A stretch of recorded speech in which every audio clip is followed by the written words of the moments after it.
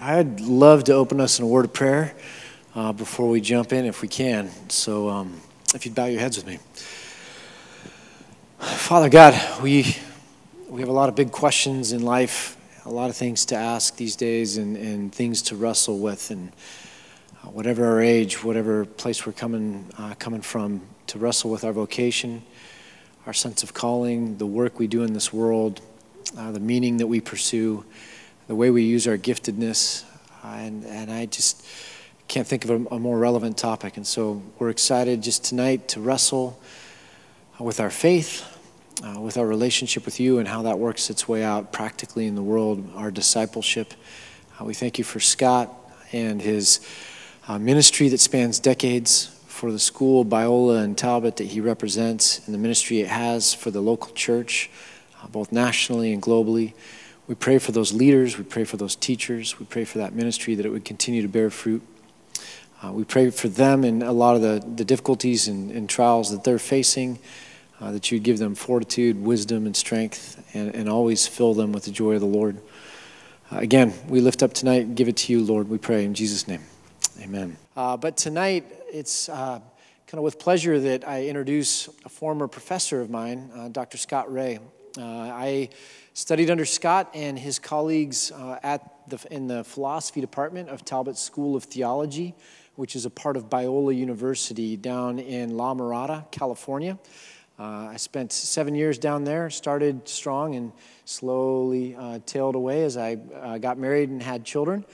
But I knew Scott as one of the leading ethicists of the Christian church and one of the leading ethical thinkers back then. He has gone on into a leadership role, I think, globally in helping the church think about ethical things in the Christian life. At Talbot, he has moved up to Dean of Faculty for the seminary at Talbot School of Theology, and then also a special advisor to the president of Biola University. So Dr. Ray comes with an amazing amount of experience, a lot of wisdom, and I think a real heart for the local church that will bless all of us tonight. So it's with pleasure that we welcome him to talk about a theology of work. I don't know how you want to label that, but a theology of work. So would you welcome Dr. Scott Ray? The way I've titled this has to do with your work. Is it more than just a paycheck? And I so appreciate all of you coming out on a Friday night after a long week of work to talk about your work. So I figured if there's probably one thing you don't want to talk about on a Friday night at the beginning of the weekend, it's putting your work in biblical perspective. I could see some of you thinking, isn't this time for Sabbath and not to talk about work? So I appreciate you coming out tonight. I trust this will be a fruitful conversation. I've got just a few observations I want to make to try and set this in context biblically and theologically, and maybe some things that you hadn't thought about before. I was 20 years out of seminary before I started to figure this out, and I shudder to think of how many people I led off the rails before I got this kind of figured out. So, or at least I think I've got it figured out. You may persuade me that I don't, and so I look forward to that conversation. Before we get into this, if I might make a couple of items of shameless self-promotion here. We've got some cards at the back. Sean McDowell and I have been for the last 2 years co-hosting a podcast on sort of issues of faith and culture called Think Biblically, Conversations on Faith and Culture. And so there's cards back there if you want to take one of those. We've been going for about 2 years. We've got about 100,000 downloads every 90 days, so it's getting some traction, which tells us we're maybe doing something right in this. And then the second piece is I've written in a little bit more detail on this subject, so if you want to read a little bit further on this, there's a handful of copies of books that I'm making available at my cost to you called Business for the Common Good. And if you buy one of those books, start with the introduction. Don't read the series preface. Moreland wrote that, and it has nothing to do with business. And because he's my friend, I can say that. But if that book's of interest to you, we make it available for, I think, about $15, which was my cost to that. So anyway, let me ask a question here to start with. I've got the privilege at Biola of teaching business students who are going to be the next generation of men and women who are out in the workplace. And those of you who are employers or managers, I'd encourage you to take heart, because the next generation of folks that are coming into the workplace that I get exposed to that are our Biola grads are top flight men and women. They have character, they have integrity, they have a work ethic, they show up, they do what they say they're going to do, and they do it when they say they're going to do it. I just found it incredibly encouraging that this is the next generation of folks who not only are going to do a great job in the workplace, but they're going to do a great job of representing Christ in the workplace too. I'm also I spend a lot of time around seminary students who are the next generation of pastors. And so on this subject of work and calling and vocation, I get two completely different sets of lenses through which I look at this, from the business students and from my seminary students. And I often ask both groups, particularly my seminary students, that if you took a poll of people who are in the workplace, people in the church in which you serve, who are in the workplace, how do you think they would understand their work in relation to their spiritual life? And I have to tell you, there are very few questions that I get more of a deer in the headlights look than that one on. And what it suggests is that my seminary students, just the look on their face says, yikes, I've never even thought about that. Which I think tragically suggests to me that the men and women in their churches whom they serve probably haven't thought much about it either. And where I came to this, where I came to a lot of my interest in this, is having this kind of a conversation with my own father. My dad was a serial entrepreneur. In fact, I have vivid memories of being in middle school and my dad sitting us down and informing us, not asking our opinion, it was not up for a vote, but informing my siblings and I that all the money that he was saving for college was going into this new company he was starting. And we sort of all, not being particularly financially sophisticated, we swallowed hard and realized pretty quickly that if the business failed, we were on our own for college. And it turned out, thankfully, that the business paid for college many times over. And my mom and dad both came to faith later in life, and they were part of a wonderful Bible teaching church for many, many years. And I had several conversations with my dad asking him, how do you connect what you do with the vast majority of your waking hours with this thing that you say is the number one priority in your life? And for him, for many years, it was work on Monday, church on Sunday, and this huge chasm between the two. And the only connection he ever made was based on this sort of phenomena that churches don't generate revenue, they collect it, which implies that somebody has to be out there generating it. And in his view, the only value that his work had was to generate revenue for the things that he viewed really mattered to God, which were what were going on with the pastoral staff in his local church and on the mission field. And it was as though his work simply had instrumental value only, and there was nothing intrinsically valuable to it. And as much as I tried to persuade him, I don't think he ever got his arms around, fully what the Bible taught on this. And I think I came to the conclusion that his view of his work was not so much incorrect as it was incomplete. Where this really came home to me was many, many years later when my youngest son went off to college. And I don't know if you dads have had this with your sons, this experience of sort of that last summer at home before he goes off, and he went all the way across the other side of the country to college. And I wanted to give him a couple of last booster shots to make sure he continued to be serious about his faith when he went to college. And as we talked over several dinners together, it became evident to me that even though he had been in a wonderful youth ministry and a terrific church, nobody had ever connected his faith with the thing he was most passionate about, which was stage, theater, and acting. And when I asked him, how do you plan on nurturing your faith when you get to college? It was all about what I would call church stuff, which was all good and helpful, but nobody ever had helped him connect the thing that he was going to spend most of his life at with his faith. And we contrasted that with his very best friend from high school who was going to Biola to study biblical studies to be a youth pastor, which he is today. And I remember my son, as we talked about this, it became evident to me that my son recognized that his friend who was going to draw a paycheck from a local church, he considered his friend being held to a much higher standard of spiritual commitment to his faith, simply by virtue of where he was going to get a paycheck from. And it was almost as though my son felt like he was getting something akin to a pass on really having to take his faith seriously because he wasn't going to get a paycheck from a local church. And I remember thinking, yikes, if I was a youth pastor,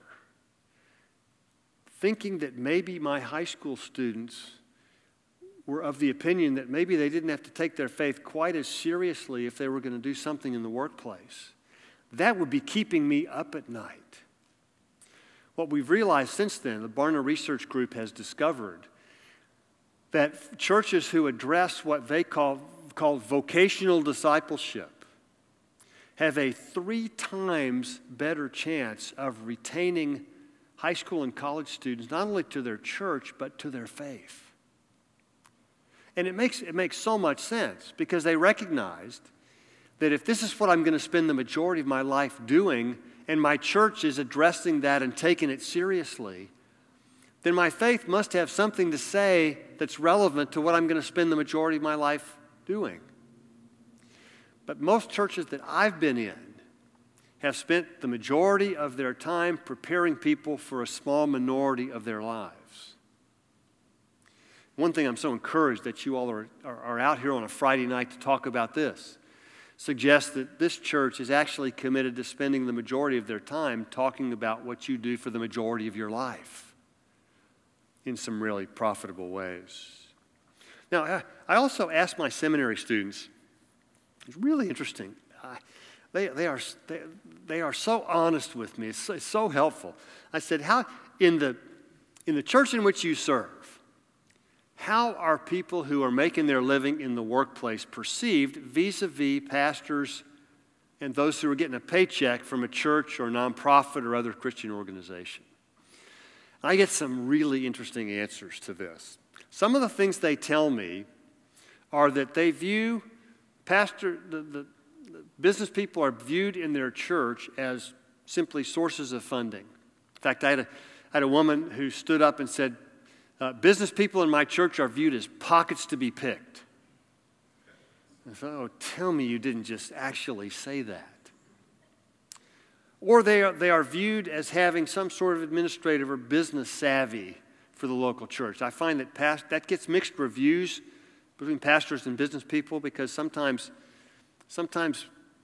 neither group recognizes that though there's significant overlap between how businesses and churches function, there are actually 2 really fundamentally different types of outfits. Or as some of my students suggest that there are people who we will come into contact with in the workplace who will likely never darken the doors of a church, no matter how contemporary or how relevant it is. And it may be that one person in the workplace is the only representative of the gospel that they will ever see. In fact, I get a big kick out of students who are people in business who lament that they're the only Christian in their particular workplace, at which I get this wide-eyed look and suggest to them, you mean to tell me that God's entrusted that whole organization to you? You know, I mean, unbelievable, but that's the truth. But I also get some responses that are not nearly as encouraging. I was at a well-known Christian camp in California some time ago, and if my wife hadn't been with me, I probably would have stood up in public and objected. But a fairly well-known pastor from the local area was speaking. He was describing a relationship he had with a very prominent business person in his church. And quoting the business person, he said, "Pastor, you're on the front lines, and I'm the supply line." And I swear if my wife wouldn't have been with me and she would have grabbed me by the belt buckle and dragged me down, I would have stood up and asked a question. I said, what does that say about our view of the church? Because the last time I checked, that's a backward view of how God designed the church to be. I mean, the church is a boot camp and a mass unit all at the same time. And the front lines are as important as what happens in this building are. This is not the front lines of what God's doing in the world. The front lines happen after we leave the building. And what happens here, it matters. But to think that what happens here is the front lines is akin to the soldier who graduates from boot camp and says, I think I'll stay here because that's where all the action is. I'd say, no, you're not quite clear on the concept. And we have a number of my seminary students are what we call bivocational pastors, which means they've got a job in the workplace and they've got a job in the local church, and somehow they're trying to balance 2 full-time jobs, and God only knows how most of them do it. But I have, in talking to a whole slew of these folks, I have never once, not once, heard any of them say that what they do in the workplace is anything more than a means to an end of what they think is the most important thing. I've never once heard any of them say that what they do in the workplace is just as valuable to God as what they do in the local church. Now, some of you look old enough, I won't speculate any further on that, but some of you look old enough to have actually read and digested the halftime concept. You all familiar with that? The idea, and I think the original intention is probably different than the way it's been widely interpreted and applied. But the way it's, I think, widely understood is you get to halftime of your life when you've kind of been there and done that in the workplace. You've accomplished a lot of your goals. Your kids are up and out. Although I'm in my 60s and my kids are still, they're out, but they're not sort of up and out yet. And you reassess kind of where your life is going. You remember how the phrase they use, you move from what? From success to significance. And in the second half of your life, you're about kingdom work. Well, that just totally begs the question of what on earth did you think you were doing in the first half of your life? And what do we do with the person who decides, who's in business, and comes to halftime, reassesses, and decides to stay in business? Do we say, well, no, you need a mulligan to do this over again? No. But I think it's emblematic, I think, of this dichotomy between what goes on in the local church and what goes on in the workplace. Now, let me just set this in context theologically, because I want to, this I think is sort of the framework that, in my view, we need to see and understand our work in. And then we'll get to a set of application issues, and then we'll open it up for some discussion together.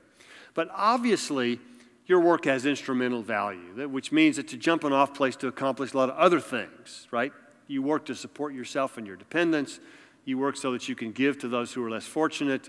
You work to give to the local church and the ministries that it serves. You work in order to have a sense of satisfaction, all of those things. Nobody really debates that. The Bible's really clear about all of those things. We are obligated to work sufficient at least to take care of ourselves and those who are dependent on us. The real question is, does our work have any other value than just that? Does our work have intrinsic value? Does our work have value in and of itself, where what else it accomplishes is less important? And I want to set this in context. So to do this, I'm going to give you, probably in the next 30 seconds, I'm going to give you the big story of the Bible. Okay? And it's set within that big story. There are 4 chapters to the big story of the Bible. If this is not breaking news, say so and we'll move on. I suspect Ken has already told you something like this on numerous occasions. But we have creation, the fall, redemption at the first coming of Christ, and then consummation when the kingdom comes in its fullness. Or another way to put this would be the way things ought to be, the way things are, the way things could be, and the way things will be, thankfully. Now, in most of our churches, In fact, in my theological formation, and my guess is for those of you that had some theological education, this is where you were too. But we got chapters 2 and 3 about sin and redemption really well. In fact, I was left with the impression when I graduated from seminary that those were the only 2 chapters of the big story that mattered. And I was of the conclusion that my salvation was basically for my own benefit and those who else I could lead to Christ. But what I had missed were the bookends. And the bookends of biblical history, creation and consummation, tell us some things that sin and redemption don't include. The bookends tell us that my salvation is not just for my own benefit, but ultimately for the life of the world. That all creation's groaning for its redemption. All creation will be redeemed, which is the way God intended it at the beginning and the way it will be fulfilled when the Lord returns. But what I really missed was how central our work is in both of these bookends of biblical history. In fact, right out of the chute in Genesis 1, God is doing what I would call exercising entrepreneurial traits, using creativity, innovation, when he works in the 6 days of creation. God rests from his creation and invests human work with meaning and significance. I often ask groups of business people, said, tell me when God ordained work, in Genesis 1 and 2 or in Genesis 3? And usually, I won't ask for a show of hands here, but usually I get about a 50-50 show of hands. Okay? My seminary students tend to get this right because they recognize that God ordained work in Genesis 1 and 2 prior to the entrance of sin. But my guess is that a lot of people in our churches and in the culture at large actually view their work as though God ordained it in Genesis 3, as though it's their penalty. Which is why I think that a lot of people in our culture more generally are working as hard as they can to make as much money as fast as they can so that they can retire as soon as they can and do anything else that they deem of more value to God. But in reality, God ordained work in paradise. He gave Adam and Eve jobs to do when all of their needs were met, which suggests that our work actually has intrinsic value. Remember in Genesis 3, God cursed the ground. He didn't curse work. Those are 2 somewhat different things. And regardless of the entrance of sin, our work still has nobility because it's connected to the dominion mandate that all human beings had to unlock what God has embedded into his world. In fact, the phrase in Genesis 1, to be fruitful, doesn't actually go in combination with be fruitful and multiply. We often take those 2 things together, meaning procreation. But in Genesis 1, they are separate. To be fruitful, to multiply, to fill the earth, rule over it, and subdue it. And the term to be fruitful has an economic connotation to it. I think what God means there is to be economically and vocationally fruitful. Okay? Now, at the other bookend of biblical history, when the kingdom comes in its fullness, I hate to break this to you, but work plays a pretty important role there too. And some of you know where I'm going with this, and I'm getting a dirty look already. But when the Lord comes and his kingdom comes in its fullness, you will still be working. That's a drop the mic moment. Okay? Now, I'm not so, and we're defining work here both in terms of compensation and contribution. But when the prophets, for example, talk about the kingdom coming in its fullness, some of the imagery that they use, they will beat their swords into what? Plowshares, and their spears into pruning hooks, which suggests that the implements of war will be transformed into the implements of productive work. Right now, to be fair, I'm not too sure about the getting a paycheck part. But I suspect we will still have trade and exchange and a medium of exchange. It's just that the workplace will be free from sin and corruption in a way that I can't even imagine what that's like, what that would be like today. So because of that, it seems to me this is why Solomon in Ecclesiastes can put it like this. It's in several places in the book, but in chapter 2, beginning in verse 24, it said, a person can do nothing better than to eat and drink and find satisfaction in their own work. This too I see is from the hand of God, for without him who can eat or find enjoyment or find satisfaction in one's work?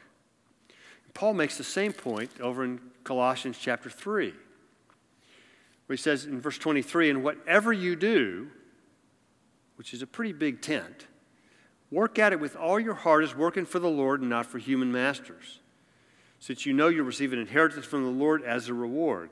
For, parenthesis, in whatever you do, it's the Lord Christ whom you are serving. Now, if you look back one verse, that was written to household servants who did arguably the most meaningless, menial, mind-numbing grunt work you can imagine in the first century. Yet Paul puts nobility and dignity into their work and says that your work of household servants is part of your service to Christ. Now, not all of it, but it's a part of it. Right? Now, I want to make sure we get this part right. This is a really important part that we get right. Because I will often ask groups of business, professional, workplace folks, say, tell me about your ministry in the workplace. Okay? And what do you think they say? What kinds of things do you think they mention? Go ahead, shout it out. What do you think they say? What does that Well, mean? So I have to tease that out a little bit. Some of them say things like, I try to share my faith with my coworkers, okay, which in some workplaces is getting a little bit trickier to do than in the past. Or I pray for my coworkers for an opportunity to talk to them. I have compassion on them. If I know their life is coming unraveled, I'll pray for them. I'll try to do something that shows that I care for them. Things like that. There may be a Bible study that I attend, or a workplace small group, or something like that. At which point I try to point out to them that all those things you are describing are the things you're doing when you are not doing your job. It's very rare that people actually connect the very work that they do with their ministry in the workplace. Now, I think we get a little bit better way to connect with this if instead of the term ministry we use the word service, because ministry it's just got a lot of church baggage attached to it. And the Greek term diakonia actually is translated more commonly service. So if we see our work as service to Christ, the way we serve our communities, the way we serve our customers, the way we serve the people we work with, the way we serve the organizations that we work for, that's a part of our service to Christ. Right? Now, part of I think what makes this so important is that the vast majority of the time you spend in the workplace is going to be spent doing your job. This is why we tell our business students, in fact, we got a big banner, probably about the size of that screen that hangs down from the entrance of our business school that says business as ministry. And we tell our students that accounting is ministry. Finance is service to Christ. Marketing is ministry. My son's a filmmaker. Filmmaking is ministry. Music production is ministry. It's service to Christ. If our view of work that we've outlined from Genesis 1 and 2 is correct, then all legitimate work is a form of service to Christ. Now, it doesn't exhaust your service to Christ. In fact, you have multiple vocations. Your vocation and your occupation are not the same thing. A vocation is simply an arena of service to which you are called. And so most of you in this room have multiple vocations. I've got a vocation as a husband, as a dad, as a professor, as a church member, as a neighbor. And I'm called to carry out all those obligations simultaneously. And in Acts chapter 6, Paul actually uses the term ministry to describe two really different types of things. He says, this is in the beginning of Acts chapter 6. In those days when the number of disciples was increasing, the Hellenistic Jews among them complained against the Hebraic Jews because their widows were being overlooked in the daily ministry, diakonia, of food, the daily administration of food. So the 12 gathered all the disciples together and said it would not be right for us to neglect the ministry, same word, same term, the ministry of the Word of God, to wait on tables. Not that one was superior to the other. It's just that God had called different people to different things. God had gifted people to do different things. And they were not, there was no hierarchy of value in God's economy, but just different arenas of service to which God had called people. This is why I suggest to my seminary students that we change the way we talk about our ministries. In fact, how many of you in this room are in full-time ministry? Okay?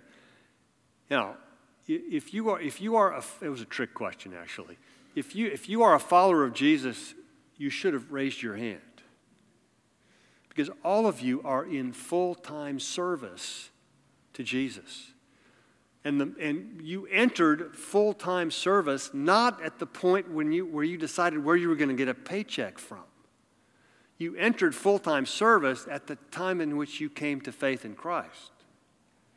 And nobody leaves full-time ministry. In fact, if Ken stepped down from this pastorate, it would be inaccurate theologically for him to say he was leaving the ministry. He would simply be changing arenas of service. That's why I tell my students, when they say, I left my business to go serve the Lord full time. I said, no, you did nothing of the sort. I said, you simply changed arenas of service. You changed arenas of full-time service. And so every time I use the term ministry, I try to put a qualifier there. Because I would say, Ken's not in ministry, he's in pastoral ministry. In the same way Bud was in the medical ministry industry. And those of you who are in tech, you're in tech ministry. Or you may be in accounting ministry. Now, one thing I think we need to do a better job of, we don't have time to do this tonight, but to spell out in more detail how it is that accounting, marketing, finance, business, the various aspects of business actually constitute service to God and service to the community. But if you think about it, think about just simply like given the number of hours you're in the workplace, where are you going to get more opportunities to love your neighbor? That's going to happen in the workplace more than any place else, likely. Where are you going to get more opportunities for God to spiritually form you than in the multiple interactions you have in the marketplace? Where are you going to get the most opportunities to do the good works that God has ordained for you to walk in, if not in the workplace? Because most of you are going to spend probably by a factor of 10 more times in the workplace than you will spend in this church building. And again, that's not to minimize anything that goes on here, but just to simply suggest that simply by the amount of time you spend in the workplace, that's going to be the primary crucible in which God's going to form you. Now, I tell my students, stop talking about secular jobs. Because if this is my Father's world, there are no secular jobs in God's economy. Right? The Reformers gave their lives to obliterate the distinction between the sacred and the secular. If all of life in God's economy is sacred. And I've encouraged my students to stop talking about higher callings. Because there's no hierarchy of value in the Scripture that has to do with business versus other types of things to which we are called. So I want to ensure that the way we talk about this actually fits what we believe theologically. I've got a really good friend. Let me tell you this story and then we'll we'll open it up for some questions. A very good friend, years ago, he and his wife were coming back from a vacation overseas. And on the jetway, as they were coming off the airplane, she blacked out, collapsed, breathing but unconscious. And they rushed her to a neurosurgeon through incredible technology after they did the MRI that found a tumor about the size of a quarter at the base of her brain. Gamma knife technology had just come on the market then. And they excised the tumor in outpatient neurosurgery, which I've always thought was something of an oxymoron. But she didn't quite walk out of the hospital, but she probably could have if she had had to. And to my knowledge, she is just fine today. And her husband, who's my good friend, was reflecting on all of the different occupations that had to come together to facilitate her healing. He was particularly taken with the imaging software that enabled the surgeon to pinpoint exactly where the tumor was and to get it out while minimizing collateral damage to the brain. You know what he said? He said, assuming that person was a follower of Christ, I am so glad that the person who designed that imaging software didn't decide to leave their business to go serve the Lord full time. Because he got it right that that's what they had been doing all along. And in the very work that they were doing is just as much a part of their kingdom service, which is why ultimately we're commanded to do so with excellence. So let me stop there, and I'll introduce Bud. You can come and moderate some questions for us. I know Bud's got a few questions that he wants to get his shots in first here. So give it your best shot here. Yes, I do. Well, I relate so much to the early part of what you said about your dad and yourself trying to sort this out. Because I came to this church in 1964, a young businessman, just exactly like that. I have to serve God, but it has to be in this building. And it was this very building, as a matter of fact. And it took me 20 years to figure that out somehow on my own. That's why I'm so grateful. I don't feel so bad that it took me 20 years, too. Well, it's why I have a passion for this whole subject. Yeah. But I want to ask you a couple questions, and we want to entertain your questions from out here. First question, when you use the word ministry, in my life, that's always been something that goes on in the church, or perhaps in the foreign mission field, or sometimes other kinds of outreach. How would you really define that word? I would define it as service. And as long as you put a qualifier that indicates the specific arena of service, I think using the term ministry is just fine. So like I mentioned, the pastoral staff here, they're in pastoral ministry. They're not in ministry. That qualifier matters because I think for the average workplace person who walks in here who hears that the pastoral staff is in full-time ministry or in ministry, they conclude, I think in many cases, that they are either in part-time or no-time ministry, which theologically is simply not true. So that's why I think that the use of the term service, I think, is a better way to put this. In fact, the old sort of European governments that were called the Ministry of Agriculture, excuse me, or the Ministry of Defense, I think got that idea about public service actually with the term ministry. I think that's interesting because you don't hear the word ministry downtown in the business world. And in the church, it's always, we have a youth ministry, we have a children's ministry. So that word for me always was very confusing. I think it'd be clearer and easier to get our arms around if we just used the term service. Yeah. Second question has to do with calling. Our former pastor here had a very unique, most of the people know, had a very unique calling into the ministry. And I asked him once, and we talked about ministry. Yeah, exactly. And see there? Yeah, one for you and one this way for me. But I asked him one time, and it caused me to think about the fact that I was called into the business world. I just didn't know that. When I look back now, I not only see the calling, but I see God's hand moving me here, moving me there. So how would you describe calling? How do I know what I'm called to? Well, I think mostly by trial and error is how you know that.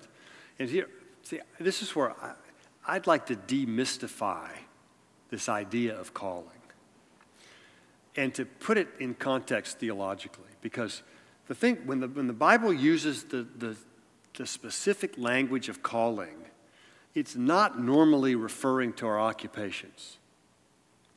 When the Bible uses that language, it's referring to things that are both permanent and irrevocable, such as our call to salvation, our call to sanctification, or to be more like Christ, and our call to service. Those are not revocable things. Now, I understand what people mean when they talk about their calling and it relates to their occupation. It's the combination of what you are passionate about, what you're good at, and what somebody will pay you for. Okay? And I think one of the cautions I would have, and this is having launched 3 artists into the professional world, at least I think I've launched them, is that what you may be most passionate about may not be something that somebody's going to pay you for. And so what you may end up doing for a living may be a part of your calling, but not the heart of it. And so I would say if you've got a job, you are called to excel in that job right where you're at. Now, I'm sure you're necessarily called to stay there. And God leads and God opens doors, but normally I think we don't see that until it's on reflection back in the past. And one thing I'm pretty sure about is that you really don't know for sure if something is an area that you're good at or gifted at or really enjoy doing unless you actually jump in there and try it. And I would suggest even if you feel like you are in the sweet spot vocationally, the workplace is infected by sin, and there are going to be things that are going to be hard. I mean, things you don't want to do. There are going to be people that are difficult to work with. In fact, you may be one of those people that's difficult for others to work with. I hate grading papers. I love being around students. I hate grading their work. I'd rather do just about anything. I hate going to committees. There's a lot of things in my job that if I could teach right and be left alone, that'd be nirvana for me. I'd love that. But I happen to work in an institution and not on a desert island. And so I don't have a choice but to do some things that I find distasteful. Well, this much I know. When I look back, clearly I was in the place where God intended me to be doing what he intended me to do by way of service, if you will. And today I do something very different. Right. The same is true. Right. And all you've done is change arenas of service. Exactly. One final kind of 2-part question, and then we want to get to the questions that are in your minds out here. First of all, in all of this, what's the role of the church in my life? Well, that's not a 30 seconds or less question. But I think related to this conversation, I think the first role of the church is to affirm the calling and the nobility of the workplace, and the fact that what men and women are doing in the workplace is God's work in the world, analogous to what the pastoral staff is doing here as God's work in the church.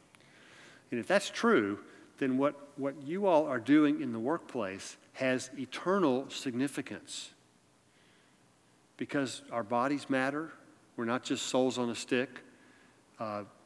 Causing whole persons to flourish, causing the world to get better. God cares deeply about the world. It's in the process of being redeemed, which will be finished at the Lord's return. All of that matters, which is why your work that contributes to that has eternal significance. I want to hear that from the church. Yeah. And I want our churches to be meaningful places where we can exercise our gifts within the local church. Now, I actually think your spiritual gifts actually have a lot to do with what you do for a living as well as how you serve in the local church. Although I've never once heard anybody talk about how my spiritual gifts affect my occupational choices. But to be the family that that I need to balance the rest of my life, because there's a reason the Bible mandates the Sabbath. And that's because though we are hardwired for work, it's not our life. It's not, our work is our altar, which we present ourselves to God, but it can also be an idolatrous altar if we allow it to go off the rails. So I think the church needs to remind us that Sabbath is something that is real and important and still significant today. The other part is I think about then what is my role as a non-pastor in the church, and here's my quick experience. I'm so glad you didn't use the term layman. No. Oh. For the first 20 years, I had been taught in a Christian school and seminary that serving God was what took place in this building, or maybe with John Jordan on a missions trip. And so I poured everything I had. Yeah. I did everything here but sweep the floors because I wanted to serve God. Once I got this and began to do that, more of that downtown, then I saw myself as I should do one thing in the church. Everybody should do one thing. Is that right? Well, I'd say that maybe, not necessarily. Well, okay. I think it's quite possible that people can do multiple things in the church. Oh, sure. But the notion that the only place you can serve God is in this building clearly is flawed theologically. But on the other hand, I have never yet, I'm still waiting for the first time to hear it, I have never yet heard anybody say, I have fulfilled all of my ministry obligations simply by virtue of going to work. Because the reality is, we got multiple vocations, arenas of service that we're called to maintain simultaneously. And our service in the local church is a significant one. Yeah. We've got an obligation to the body of Christ, to use our gifts, to build up the body of Christ, to serve our communities through our churches. All of that matters. So it's kind of a two-way thing. The church serves me, and I come back and serve the church. Well, yeah. I mean, you serve where you're fed. Where I am. Yeah, exactly. Yeah, serve where you're fed. All right, we want to go to your questions. John is in the back, I hope, with a traveling mic to stick it in your face. Are you up there, John? I'll do it. So, questions from out here. Now's your chance.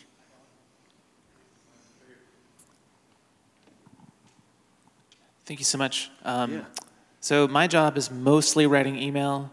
Say that again. My job at work is mostly about writing email, okay. Right? And it sounds like what you're saying is that because God has enabled me to write very clear emails, when I hit send, He is pleased, right? And you're just saying that it's valuable, right? But my non-Christian coworkers, they're not writing. They're also writing emails. Is God equally pleased by their emails as He is with mine, or is there something special about me writing those clear emails that God is like, yes, that's service, good job? I think what's different is that you frame it differently, you're motivated differently, you're serving a different master, ultimately. The effect may be the same, the work may actually be the same, but all those intangible things that you bring to it, in my view, make it a somewhat different task that you're doing. And now, I say your work can devolve to a place where it's not any different. But I'd call that devolving. And I think I think God uses the work of everybody, regardless of their faith commitment. But I do think God is especially pleased. God views the work of His children as fundamentally service to Him. And the idea that you can have a calling presumes that we have a caller. And so you have to have a relationship with the caller to have a valid sense of calling. This is why I think the secular versions of this are what I would call cut flower versions of this, where they're cut off from the roots of it, and it survives as long as cut flowers do. It's temporary, like cut flowers are. Does that answer your question? He doesn't look all that satisfied. You're saying because I know that I'm doing it for God, God is pleased. Yes. Because I'm framing it as a service to Him. That makes it pleasing. You're seeing it as a part of your service to Him. I see. Okay. Okay. Now, I think you're called to do other things in the workplace too, because of your commitment to Him. but in terms of the work itself, right, I think that's the difference. Other questions?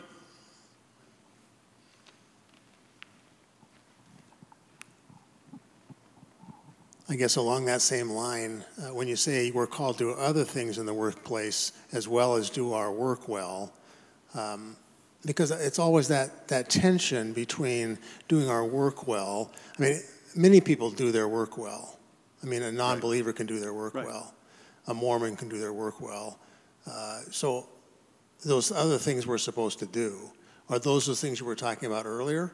Witnessing, some of them, holding that's Bible not, studies, those kind of things? That's some of it. I would also say it includes the way you treat people, the way you handle ethical challenges, the way your word is taken as what you mean, the motive that you have for doing your work well. So some of those, I say, other things I think make a difference too. The integrity that you have. I recognize that there are a lot of non-believers have integrity in the workplace. But the reason we are called to have integrity in the workplace is entirely different than the reason non-believers are called to it. And so ultimately, that's why the theological framing that we spent so much time on tonight, I think, matters so much. Because that's, I think, what makes a qualitative difference. Other questions? Right behind you, bud. Sorry. Thank you. Our culture celebrates Friday, right? Like, oh, finally it's Friday. Happy Friday, I was hearing today at work. And you also retirement, right? You finally reach retirement after all these many years working so hard, like the ultimate goal, right? The ultimate goal of working is retirement. The ultimate goal is to... I hope that's not true. Well, that's what I perceive through the culture, right? So I don't have a particular question, but I would like to hear your thoughts on that. Let me be really clear about this. The Bible has no categories for retirement. Nobody retires from productive service to God. Now, you may retire from the compensation part of work, but nobody retires from the contribution part of this. I mean, think about it. In biblical times, you worked until you dropped dead, or you couldn't work any longer, and then your extended family took care of you. But, the idea that you would, sort of, retire, cash in your chips and, blow off the world on a desert island somewhere. I mean, as Bud puts it, what are you going to do the second month? And that's why it's not an accident that it's not uncommon for people to die not that long after they retire from working. I mean, you hear that. I mean, we hear that all the time. So what I would suggest is that, you are not necessarily called to work for a paycheck all the time. I don't think you're necessarily even called to work full time all the time. For some people, their health may limit what they can do. But nobody gets to check out and say, I'm done. I've been there, done that in serving the Lord. Regardless of what your net worth is. Nobody gets to do that. The first part of your question had to do with, Happy Friday.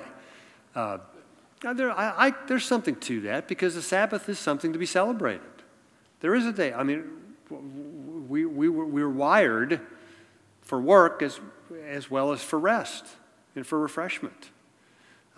So I don't have a problem with that. But I think, I think we want to recognize that Sabbath matters. It's important that we observe it, not legalistically, not like they do in Israel today, where there are all sorts of things that you can't do, which actually make life more burdensome, make it a lot more work. I'm maybe the Happy Friday thing. That's probably not a hill I'm going to die on. The retirement one, that's a different story. Many in this room know that's a passion of mine. Pastor Ken, we need to bring him back next year to talk about that subject, because that's one that's really dear to my personal heart and a passion of mine. I think there's one over here. Excuse me.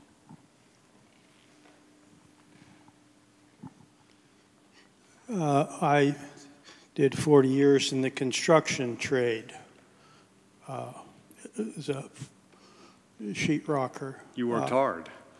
Well, and even if you had, were to have a Christian owner of the company, he's still in competition. He still has to push out the work. So I'm also a member of the Brotherhood of Carpenters, and I think that workers banding together and trying to even up the playing field a little bit in this system that we live in, which is pretty vicious. It can be. In some industries, I think, are more so than others. And I think we have to realize that, even though we're framing this in a Christian worldview, we're running businesses, not charities. But I want to be clear about what we mean by companies that make profit, because profit's getting a bad name today. And I would rather use the term sustainability than profit. Because profit really is nothing more, if you think about it, it's nothing more than a market signal for how efficiently a company is using its resources. There's nothing magical, either good or evil, about profit. It is what it is.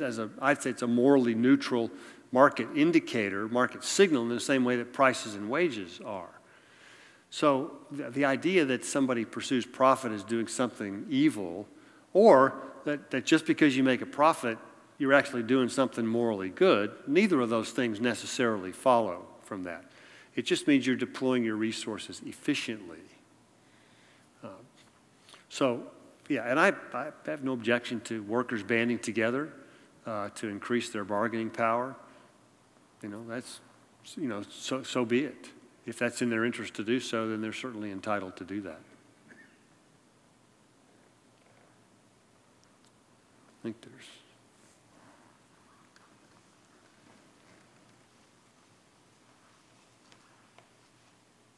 Long way from home. Come on, hustle up there, man. Come on.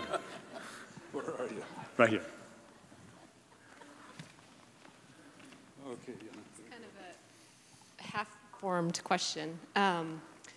You're talking about trial and error to kind of determine your calling or your sweet spot, where your spiritual gifts align with what you're doing. Do you think it's possible that one can go their entire life and never find that out because they don't have the opportunity to trial and error? Absolutely. Or Let me just speak to that part. Sure. I actually think that's, in some parts of the world, that's actually the norm. Right. In America. And it is, because they, and I think in biblical times that was the norm. In fact, I think if you brought the average person who lived in the first century and brought them to a career placement office in a university, they'd be completely befuddled by that.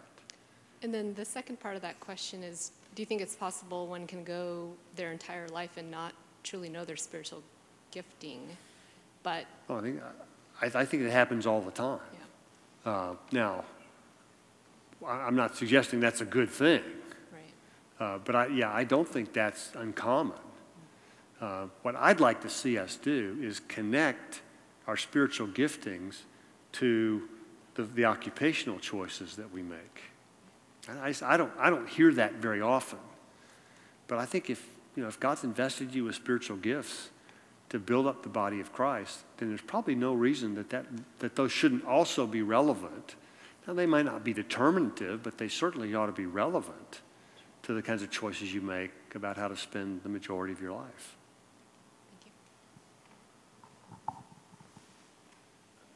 Right here. So there was some discussion about competition earlier, and in my role if my group, my company, if we really execute well, we could be, putting somebody out of business, right? Or, whatever. I mean, what are your thoughts on, how that plays into our service to the Lord and kind of the, the market level effects maybe of some of the things that we're doing? Yeah. Now we're getting into some of the business ethics part of this. And in my view, part of the genius of our economic system is the way in which innovation can be hugely beneficial while at the same time being pretty disruptive. In fact, I think we are heading into a period of major economic disruption with the way automation and artificial intelligence are being used. In fact, on our podcast that I mentioned to you, we posted a podcast just before Labor Day entitled, Will Smart Machines Take All the Jobs? It's fascinating. He maintains, the author we interviewed maintains that there's still a very significant human advantage that machines are not going to take all the jobs, but they are going to cause some pretty significant disruption. Part of the disruption comes from competition and the innovation that competition spurs. The economist Joseph Schumpeter used the term creative destruction to describe that. And it is, destruction I think is probably a little strong, but creative disruption I think is probably the right term. I don't know of too many people who miss, the horse and buggy industry today, or who miss, the old telephone operators. Those jobs were lost, but on balance, I think the number of new jobs that are created far outweighs the number of jobs that are lost. Okay, now I'd say it's maybe a little different matter if a company is actually targeting another company to intentionally put them out of business by predatory practices. That's in a different category, it seems to me. But if you are doing your job well, selling your product well, innovating it well, improving it well, and other competitors can't keep up with that, I would say that's just part of the creative disruption of a market economy. And I'm not for myself, I'm not losing any sleep over that, because what we find is that unless you are in a socioeconomic setting where you are stuck and you're at a place where you can't obtain new skills, then most of the time the statistics show that people who end up losing jobs through those kinds of innovations end up finding other work, and most of them do so relatively quickly. Now, whether it's something that's in their sweet spot or not, I think that's a different matter. And it's going to be very interesting to see what happens over the next 10, 20 years with what goes on in the marketplace. If we'll have the same, I think this discussion about calling might have a little different texture to it, a decade from now.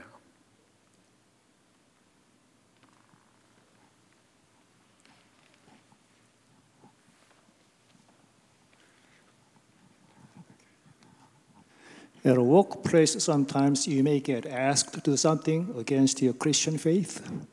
One extreme example is a bakery in Gresham who were asked by a customer to make a wedding cake for gay people.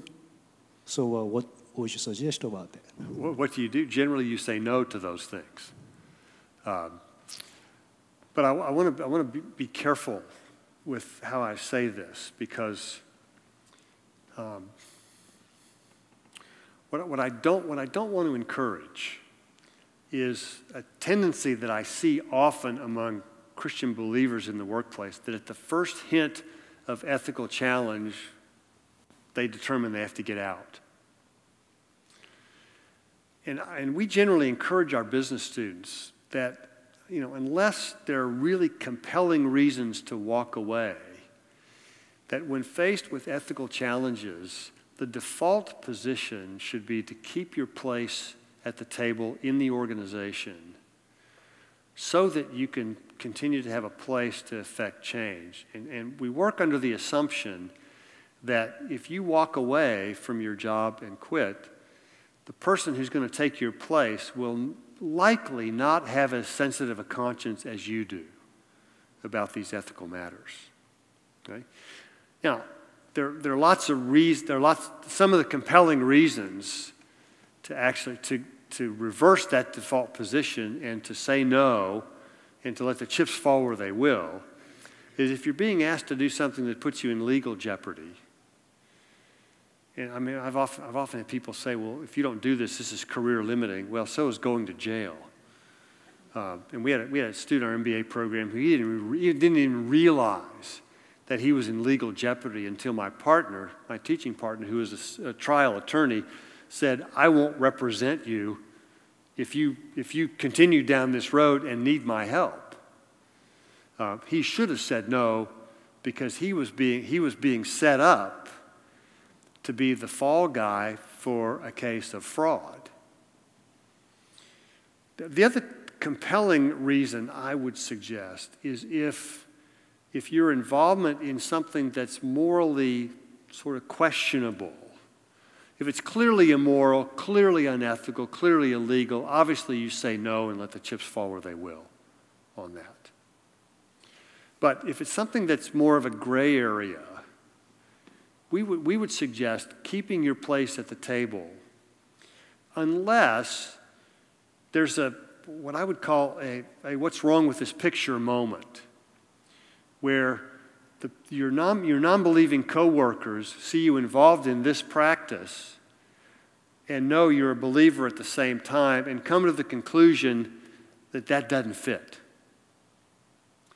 Then if your testimony as a Christian is being compromised by some of the projects that you're taking on, then I think that you got to ask some really hard questions then. And I'd be inclined to say if the cost of my keeping my place at the table is that my testimony is being compromised, that's too high a price. Did that answer your question? Excuse me.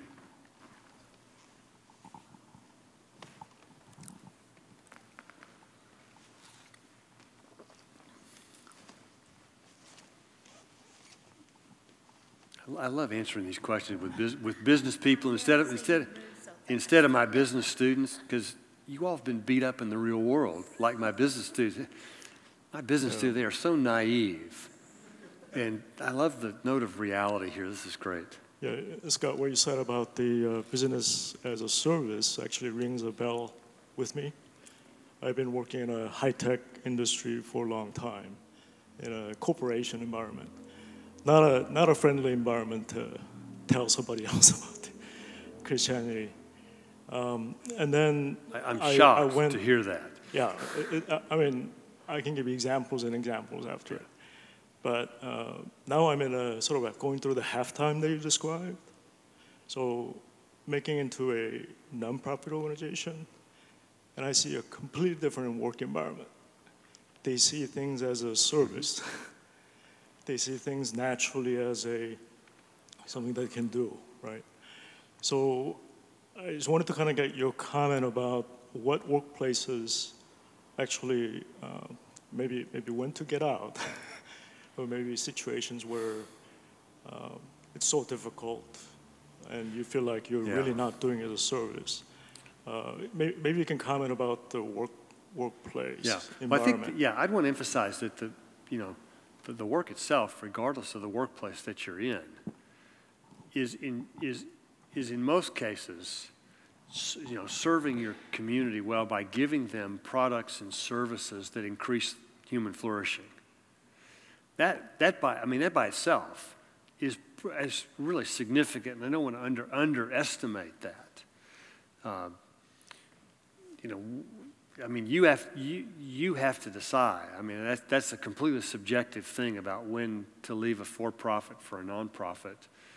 I think my sense is that part of what makes a nonprofit such a different texture is that they're not really competing for things that have to generate revenue. I mean, they are essentially raising their revenue as opposed to generating it through their products or services, unlike what a company does.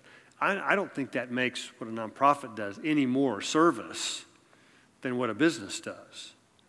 It's just the means by which those goods and services are distributed is different.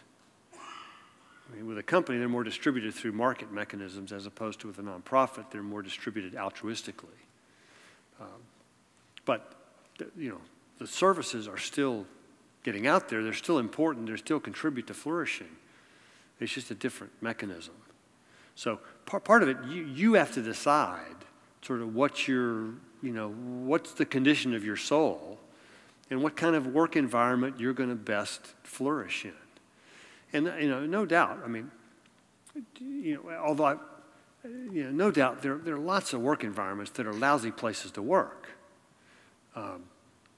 But just because you're working in a nonprofit that is supposedly service-oriented, it's still populated with miserable, wretched, totally depraved sinners, like every other workplace is. I mean, and you included in that. So, some of the hardest places I've ever worked have been in Christian organizations. And actually, I have a theory about that, if you're interested. My theory is because nonprofits, Christian organizations, don't primarily reward people with money. So the only way they reward people is with greater turf and responsibility. And by far, the nastiest turf battles I have ever seen were in Christian organizations, because that's the only thing people were rewarded with. And when they lost their turf, they lost everything. No, I just throw that. That's my theory on it. I could be completely wrong about that. Somebody else? Anybody else? Okay. Is there a hand over here too? Let's catch this one first. And then we'll... Okay.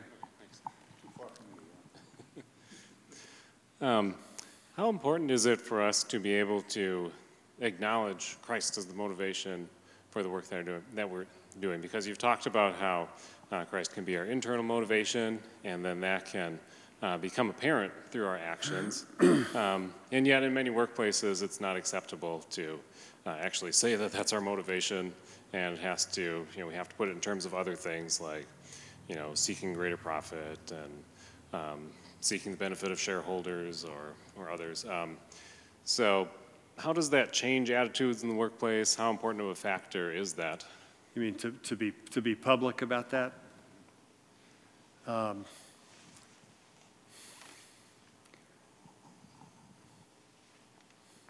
Well,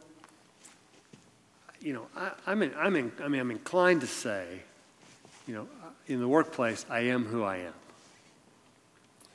And, you be who you are and let the chips fall where they will. And I think normally, if people are doing good work in the workplace and you're not obnoxious, Afraid we lose it. You're not obnoxious about who you are, it's normally taken okay. Now that may be different. That may be different in your place.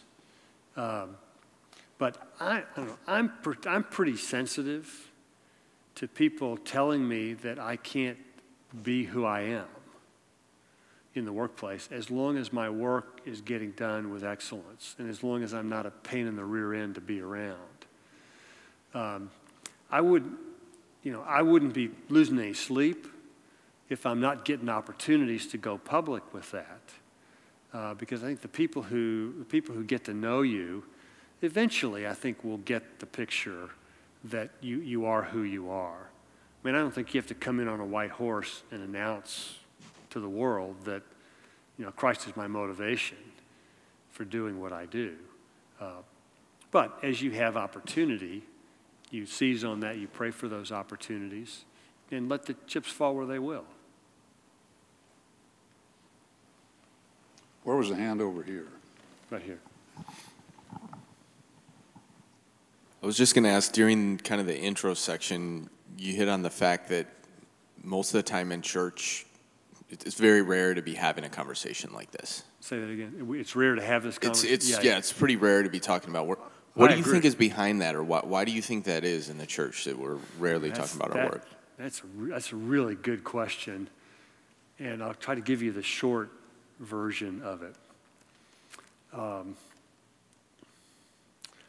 I think it's actually got a really long history to it, but for the most part, when the Reformation came along, the reformers were really clear that there was no such thing as a sacred secular dichotomy.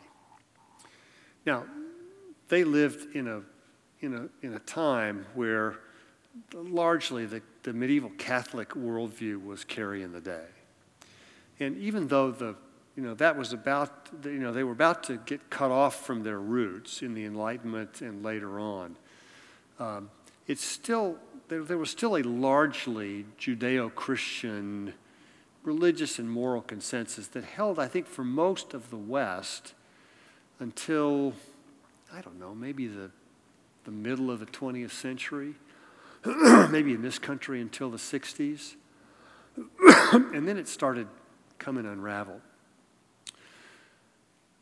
I think how that affected this conversation is that it